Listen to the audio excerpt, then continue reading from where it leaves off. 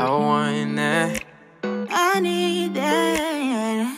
Need it. I need real ones to stay around. Now who shut me down? Ones who's lost and now they found. Yes, I need that good discernment. Not round with the serpent. Ones who listen for the sermon, yeah. I need a love like this. I need a love like this. Salut les amis, j'espère que vous allez bien. Alors aujourd'hui, j'ai une question pour vous. Peut-on être chrétien, né de nouveau, avoir le Saint-Esprit en nous et avoir des pulsions homosexuelles?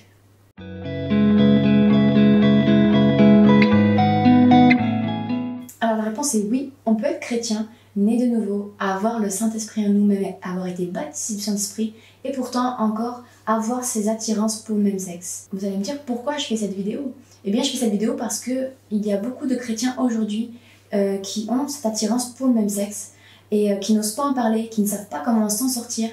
Et voilà, donc il y a quelque chose que je voulais vous dire par rapport à ça. La première chose, c'est que Dieu vous aime. Dieu vous aime énormément. Ce que vous devez vraiment assimiler et vraiment saisir cette parole, Dieu vous aime. La deuxième chose que vous devez savoir, c'est que ce n'est pas votre identité en Christ et que ce n'est pas une fatalité. Vous pouvez vous en sortir et vous libérer de ces attirances homosexuelles.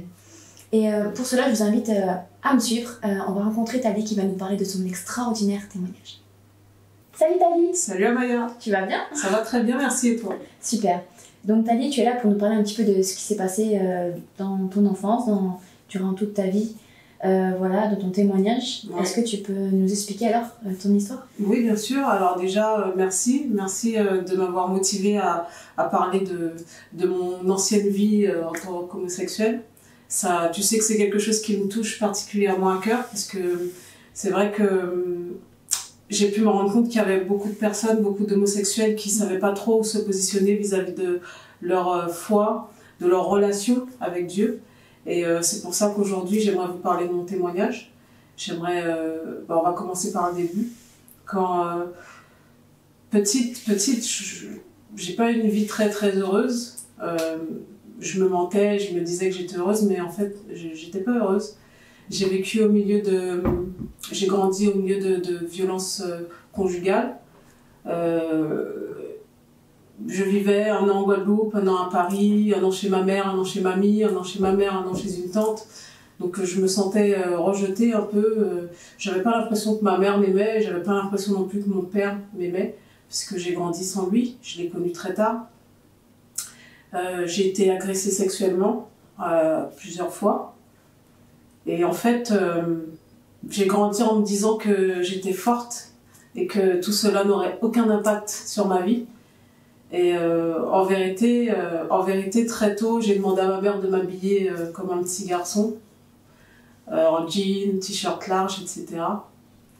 En vérité, peu de gens le savent, mais j'ai fait une tentative de suicide quand j'étais au lycée. Parce que, au final, j'avais un mal-être en moi, mais je me le cachais. Je m'en rendais pas compte. Très jeune, j'ai commencé à... Dès le collège, des filles ont commencé à me draguer.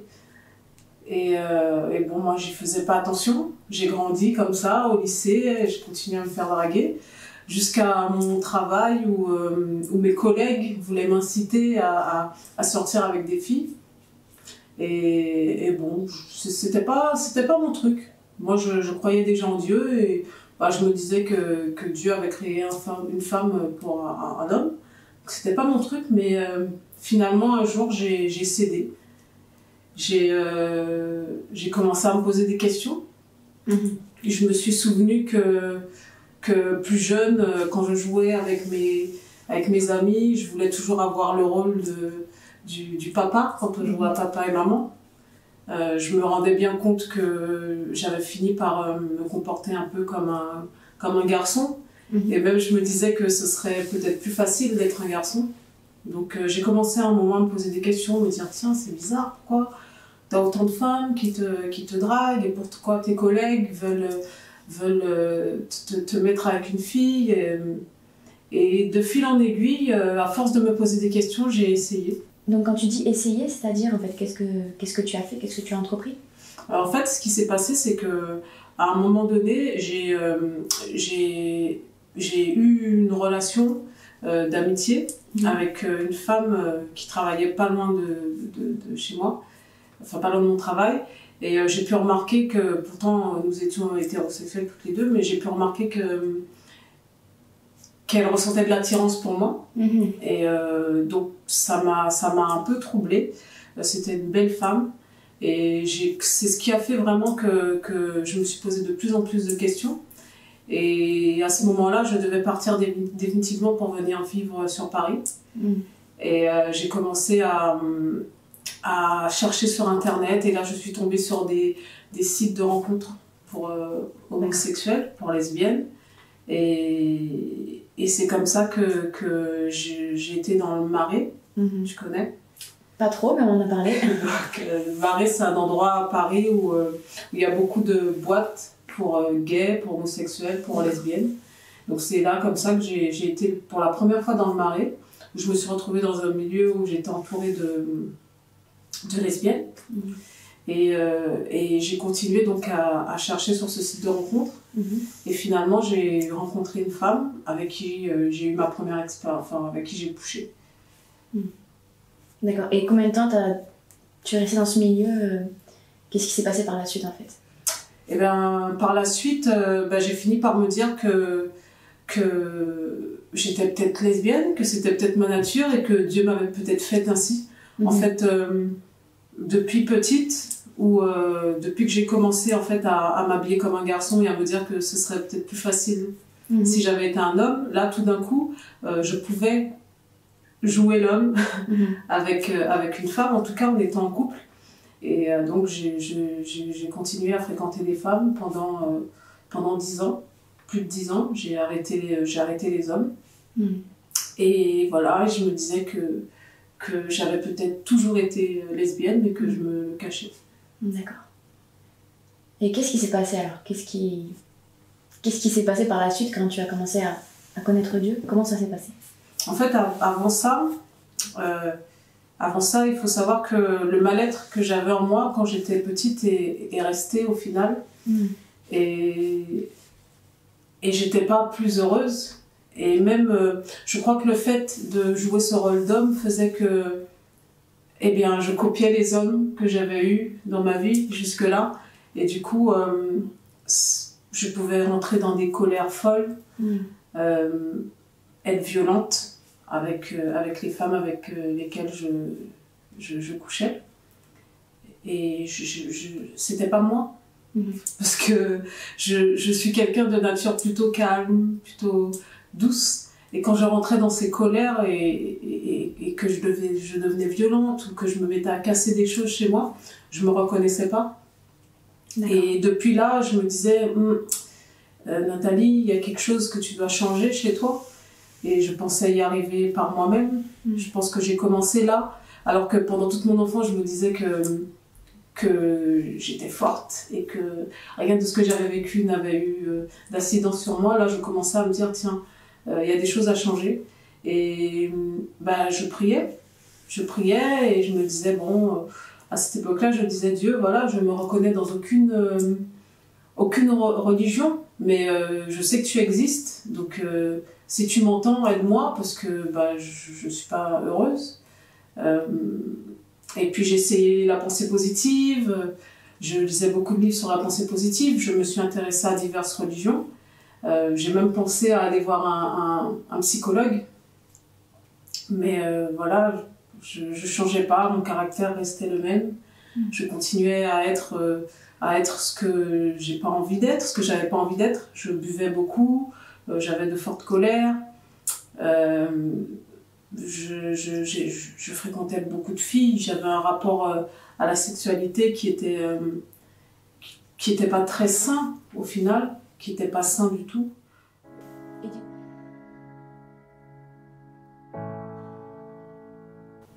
Et du coup, tu as parlé à Dieu, donc est-ce que Dieu t'a répondu? Oui, il m'a répondu. Il m'a répondu. En fait, c'est extraordinaire parce que j'ai une cousine que j'ai vu changer du tout au tout.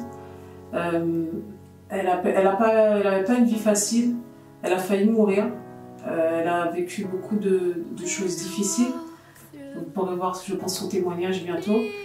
Et en fait, je l'ai vu changer, je l'ai vu passer vraiment réellement des ténèbres à la lumière. Quand je la voyais, je sentais quelque chose rayonner en elle, je ne savais pas ce que c'était. Son caractère avait changé, sa vie même avait changé. Elle a repris les études, etc. Même sa relation avec moi, avec la famille avait changé. Elle dégageait plein d'amour, un plein de joie. Et quand je l'ai vue, je me suis dit, mais voilà, mais en fait, tous ces trucs de développement personnel, pensée positive et tout, moi, c'est ça que je veux. Ce qu'elle a, ce changement qu'elle a, ce qu'elle dégage, ce qu'elle émane, c'est ce que je veux. Et aujourd'hui, je me rends compte qu'en fait, elle manifestait le caractère de Christ. Et du coup, forcément, je me suis rapprochée d'elle et j'ai cherché à savoir, voilà, d'où ça vient. Elle était chrétienne, en fait. Elle était chrétienne, oui. D'accord. Elle était chrétienne et j'ai cherché à savoir d'où ça venait. Et voilà, elle m'a parlé de Jésus. Donc Dieu m'a ouvert les yeux et je me suis rendu compte qu'il y a plusieurs choix, en fait, plusieurs décisions que je prenais dans ma vie qui me rendaient malheureuse. Et voilà, j'ai continué à aller à l'église avec elle. Et un jour j'ai fait ce qu'on appelle la prière du salut. Ce jour-là, quand le pasteur a prêché, j'avais l'impression qu'en fait le message était pour moi. Et pendant tout le prêche, j'avais cette sensation qu'il fallait que je demande pardon à Dieu et que je reconnaisse que sans lui, je faisais que des bêtises et que j'avais besoin de lui dans ma vie. Et à la fin, il a prié pour moi, donc la prière du salut. Et dans cette prière, j'acceptais d'avoir un nouveau départ grâce à Jésus. J'acceptais qu'il soit mon sauveur, qu'il soit mon Seigneur. Et ce jour-là, je ne pourrais pas vous expliquer vraiment, mais j'ai ressenti une joie immense. J'ai ressenti comme si on me téléchargeait de l'amour en moi. J'ai ressenti une paix, une joie, c'était merveilleux. Et je savais qu'à partir de là, quelque chose avait changé. Tu avais reçu le Saint-Esprit, en fait. Je ne le savais pas à ce moment-là, mais maintenant, oui, je sais que oui, j'avais reçu le Saint-Esprit. Et j'avais cette colère en moi qui s'était apaisée. Et du coup, j'ai continué à chercher Dieu. Et du coup, est-ce qu'à partir de ce moment-là, tu as arrêté d'avoir de l'attirance pour les femmes? Non. Non, j'ai pas arrêté. En fait, j'étais pas encore convaincue que c'était un péché. D'accord. On me l'avait dit, c'est écrit dans la Bible, mais je me disais, Dieu m'a fait ressentir son amour, il m'aime comme ça, et je me disais même qu'il m'avait faite comme ça, et je me disais, de toute façon, c'est que de l'amour, ça n'a rien de mal. J'aime cette femme, ça n'a rien de mal. Donc j'ai continué, oui, à avoir de l'attirance pour les femmes, j'ai continué à fréquenter les femmes. J'ai même organisé des soirées lesbiennes ensuite. Donc j'ai pas changé tout de suite, mais j'ai continué à chercher Dieu, à chercher cette présence, à continuer à aller à l'église, à regarder des enseignements sur internet, à lire la Bible, à prier. Et plus je le cherchais, et plus j'avais envie d'être dans sa présence. Et c'est vraiment progressivement que j'étais convaincue de péché, comme dit la Bible, grâce au Saint-Esprit. Et c'est progressivement que j'ai arrêté certaines choses concernant l'homosexualité. On va dire qu'il y a eu une période où je commençais à me poser des questions. Je disais autour de moi, dis-moi, tu crois que Dieu, il aime ça? Qu'est-ce que tu en penses? Pas forcément à des chrétiens, puisque je savais que les chrétiens, eux, disaient non, c'est pas bien, c'est une abomination. Mais je demandais autour de moi, qu'est-ce que tu en penses? Est-ce que tu penses que Dieu... Et je me rends compte que le Saint-Esprit commençait à me dire progressivement, Dieu a des plans de paix pour toi et non de malheur, mais ce ne sont pas ceux-là. Et un jour, j'en ai parlé à des frères et sœurs. Et j'ai un frère qui m'a proposé une délivrance. Voilà, donc on a été chez ma mère, on a fait une séance de délivrance. Mais ça n'a pas marché.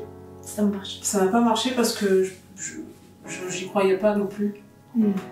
Donc voilà, et j'ai continué comme ça. Jusqu'à ce que j'aille en vacances avec ma cousine, ma fameuse cousine. Et on a passé, je sais plus, une semaine, je crois, en Thaïlande. C'est un billet qui avait été offert par des frères et sœurs. 2 billets qui ont été offerts par des frères et sœurs. Et elle m'a dit, Nathalie, Dieu m'a dit que je dois partir avec toi. Ok. Je pose mes vacances. J'avais même pas de passeport. On m'a fait le passeport le jour même. J'ai jamais vu ça. Voilà. Mais on est parti. On est parti en Thaïlande et on va dire que c'était la première fois que je passais autant de temps dans la présence de Dieu. Vraiment, en fait, on est parti en vacances, mais on s'est vraiment ressourcé. On a beaucoup parlé de la Bible. On a lu beaucoup de versets. J'ai pu lui poser beaucoup de questions. On était vraiment tout le temps dans la présence de Dieu. Et ça m'a fait du bien. Ça m'a fait du bien. Et un jour où on parlait de l'homosexualité, et où vraiment ce jour-là, j'ai été convaincue que c'était pas bien, que c'est pas ce que Dieu voulait pour moi, que ce qui était écrit dans la Bible était vrai. J'ai dit à Dieu, voilà, moi seule je peux pas. Si tu veux que j'arrête, ça me rend malheureuse, je sens que ça me rend malheureuse.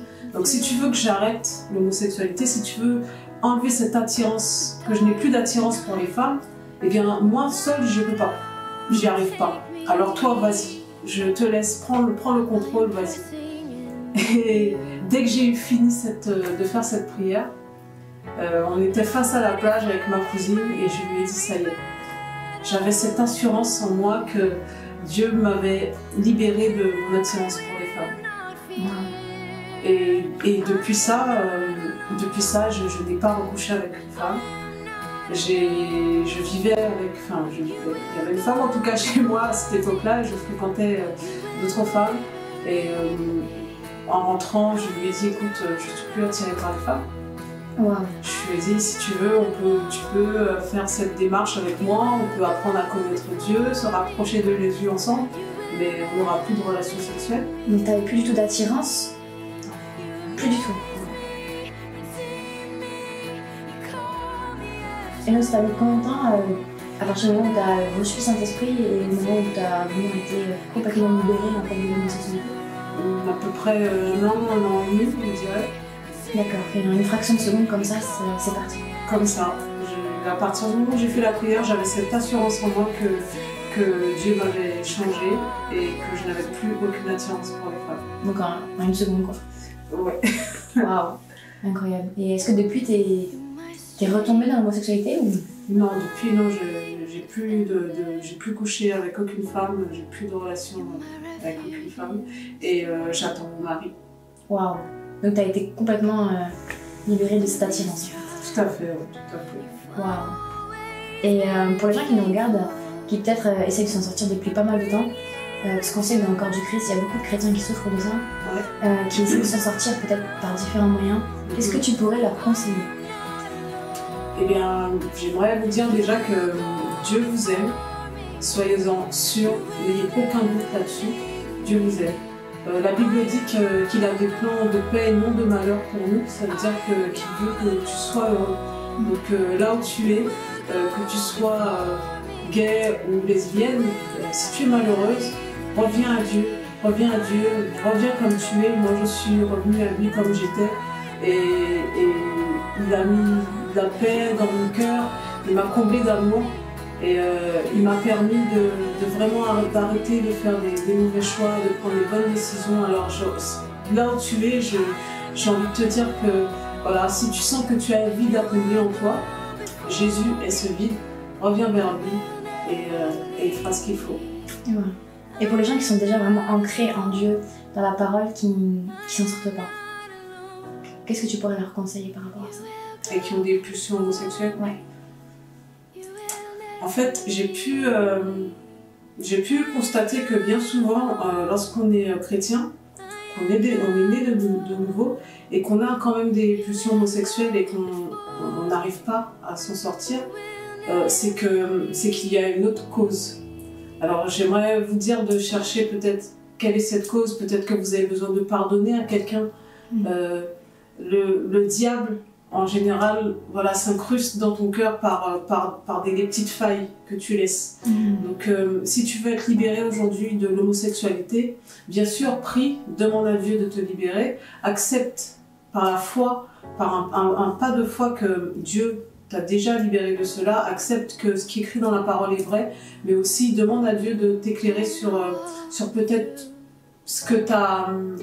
Si tu dois pardonner à quelqu'un, si tu dois peut-être, je ne sais pas, arrêter de mentir, mais en tout cas, demande à Dieu par quelle fissure le diable s'incruste en fait pour réussir à avoir du pouvoir dans ta vie.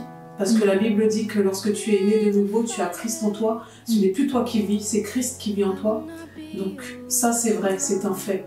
Et nous savons que Dieu ne t'a pas créé homosexuel. Dieu a créé un homme pour une femme. Alors si tu ressens des pulsions homosexuelles, c'est que ce n'est pas de Dieu, c'est du diable.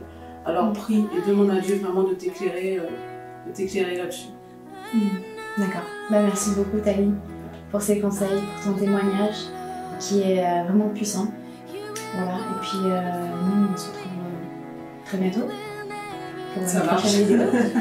On va aller évangéliser ensemble. Amen, Vous amen. pouvez venir évangéliser avec nous d'ailleurs, toi qui es chrétien, qui a envie d'évangéliser. Amaya évangélise les lundis, mardis, jeudi, vendredi à 14h à Opéra. C'est ça. Et puis moi j'évangélise avec le ministère H24 pour Jésus, parfois seul, mais voilà, vous pouvez nous retrouver sur les réseaux sociaux et venir évangéliser avec nous. Amen. Et si vous avez besoin d'aide, si vous avez des questions auxquelles vous n'avez pas de réponse, moi ayant accepté Jésus en étant homosexuel à l'époque, peut-être que je peux t'aider, peut-être que je peux répondre à tes questions, alors n'hésite pas à me contacter. Thalie, est-ce que tu veux bien prier pour les personnes qui nous ont écoutés, voilà, pour que vraiment cette parole puisse se libérer dans leur vie et que Dieu puisse agir puissamment? Oui, bien sûr. Alors je vais te demander, toi qui es derrière ton écran, de disposer ton cœur, ferme tes yeux et crois vraiment que le Seigneur peut changer quelque chose aujourd'hui à travers cette prière. Seigneur, je te demande, Papa, de disposer, Seigneur, vraiment les cœurs aujourd'hui. Inspire les mots de ma bouche, Seigneur. Nous te remercions, Papa, parce qu'aujourd'hui, tu nous donnes l'occasion de pouvoir prier aujourd'hui pour un enfant, l'un de tes enfants. Et nous croyons, Seigneur, que par cette prière, Papa, tu sauras nous délibérer de cet esprit d'homosexualité. Seigneur, je te demande, Papa, de vraiment étendre ta main, Papa, dans la vie d'une personne aujourd'hui qui est derrière cet écran. Étends ta main, Seigneur. Je te demande, Seigneur, de briser tout mensonge de l'ennemi, voulant faire croire à une personne qu'il est quelqu'un d'autre. Tu dis dans ta parole, Seigneur, que tu nous as fait à ton image. Et nous savons, Papa, que tu as créé un homme pour une femme, car tu dis que tu nous as créés en étant une unité. Alors, Seigneur, je crois qu'aujourd'hui, vraiment, tu mettras cette assurance dans le cœur de ceux qui prient, qui font cette prière aujourd'hui. Amen. Je déclare, Seigneur, que comme tu es intervenu dans ma vie, comme tu m'as convaincu, Seigneur, que avoir une attirance pour quelqu'un du même sexe, c'était un péché. Tu vas convaincre aujourd'hui quelqu'un aussi, Seigneur, qu'il n'est pas homosexuel, que ce n'est pas sa nature. Amen. Je déclare, Seigneur, aujourd'hui que tu vas intervenir dans la vie d'une personne. Je déclare que ton Saint-Esprit, Seigneur, va agir à travers une personne, que tu vas ouvrir ses yeux spirituels, que tu vas ouvrir ses oreilles spirituelles, que tu vas ouvrir son cœur, Papa. Mais cette assurance, Seigneur, dans le cœur de quelqu'un aujourd'hui, que son mari l'attend, que sa femme l'attend, Seigneur. Mais cette assurance, Seigneur, que tu as des projets, des plans de paix et non de malheur pour cette personne, Papa. Seigneur, tu dis, je veux dire à un chrétien aujourd'hui que tu dis que si tes paroles demeurent en nous, alors si nous demandons quelque chose, nous l'obtiendrons. Et je prie, Seigneur, pour cela vraiment. Je prie, Papa, pour qu'aujourd'hui, tes paroles s'imprègnent dans la vie d'un chrétien. Que cette vérité qui est écrite dans la Bible s'imprègne, Seigneur. Qu'il ait cette conviction, Papa. Qu'il ait cette conviction d'un péché. Je prie, Seigneur, qu'il soit libéré aujourd'hui, Seigneur, de ce péché. Je déclare, Seigneur, qu'aujourd'hui, l'ennemi est lié dans la vie d'une personne aujourd'hui. Amen. Je déclare, Seigneur, que tout esprit d'homosexualité est chassé maintenant dans ton nom tout-puissant, Papa. Amen. Seigneur, cette onction que tu as mis en moi, ce fardeau que tu as mis en moi, Seigneur, pour libérer tes enfants de ces pulsions homosexuelles, Seigneur, je l'utilise aujourd'hui, Papa. Amen. Je l'utilise aujourd'hui, Seigneur, pour libérer une personne. Je crois, Papa, que aujourd'hui, tu libères ta puissance. Tu libères ta puissance à travers cet écran, Seigneur. Et qu'une personne va être touchée aujourd'hui. Soit touchée aujourd'hui. Et sans le Saint-Esprit de Dieu, sans le Saint-Esprit de Dieu te libérer maintenant. Amen. Accepte par la foi cette vérité. Accepte par la foi cette vérité que Dieu t'a guéri. Amen. Accepte par la foi cette vérité que Dieu est mort sur la croix pour toi. Aujourd'hui, sois libéré maintenant. Au nom de Jésus. Amen. Amen. Merci Ali d'avoir prié pour ces personnes. Merci à tous de nous avoir suivis. On se dit à très bientôt. Oui, merci à Maya. À bientôt à l'évangélisation. Ça marche. Merci, au revoir. Au revoir. Donc voilà, vous avez pu constater qu'à cause de l'agression qu'a vécue Tali dans son enfance, le diable s'en est servi vraiment pour lui souffler des mensonges tout au long de son enfance, de son adolescence et de son âge adulte, pour lui voler vraiment son identité en Christ. Alors ça peut venir à cause d'une agression dans l'enfance, ça peut venir aussi à cause d'un manque d'amour du père ou de la mère, ça peut venir aussi à cause d'un lien ancestral que l'on hérite et qui demeure de génération en génération, un lien qui n'a pas été brisé. Ce qu'il faut savoir, c'est qu'on est corps, âme et esprit. Et que c'est pas parce qu'on devient chrétien que le Saint-Esprit habite dans notre esprit que forcément, tout de suite, on n'a plus cette attirance homosexuelle, que tout de suite on est libéré d'un péché ou d'un autre. Parfois, l'esprit peut s'accrocher à notre corps et parfois ça prend du temps. Parfois, ça peut partir au moment du baptême du Saint-Esprit, parfois pendant le baptême d'eau, parfois pendant une séance de délivrance, parfois après un jeûne et beaucoup de prières, mais parfois ça persiste. Il faut vraiment rechercher la face de Dieu, rechercher vraiment ce que Dieu veut qu'on entreprenne pour arriver à cette délivrance, à ce processus de délivrance. Donc pour Tali, ça a été vraiment une parole de foi, vraiment ça a été... elle a saisi par la foi ce que Dieu lui avait mis dans son cœur. Pour d'autres, par exemple comme Roland c'est un chrétien qui a été plus de 30 ans dans l'homosexualité. Vous pouvez retrouver son témoignage, je vous mettrai le lien en dessous. Quand il s'est converti, il n'arrivait pas à s'en sortir. Il a vraiment crié auprès du trône de Dieu, Seigneur, si tu fais pas quelque chose, je vais mourir. Et Dieu l'a libéré instantanément. Ce que je vous conseille aussi, c'est de suivre Gilles Bourgmont sur Facebook. Il est spécialisé dans les sessions de délivrance. Vous pouvez aussi regarder sur internet Jean-Marc Bigler qui fait des conférences Soteria. Vous avez le site internet et vous avez aussi le site internet Torrent de vie, Torrent en pluriel, qui pourront répondre à vos questions et vous accompagner dans ce processus. Voilà, en tout cas, j'espère vraiment que cette vidéo vous a plu. Ne soyez vraiment pas découragés, je vous assure que Dieu ne veut pas que vous restiez comme ça et il va agir dans votre vie, c'est certain.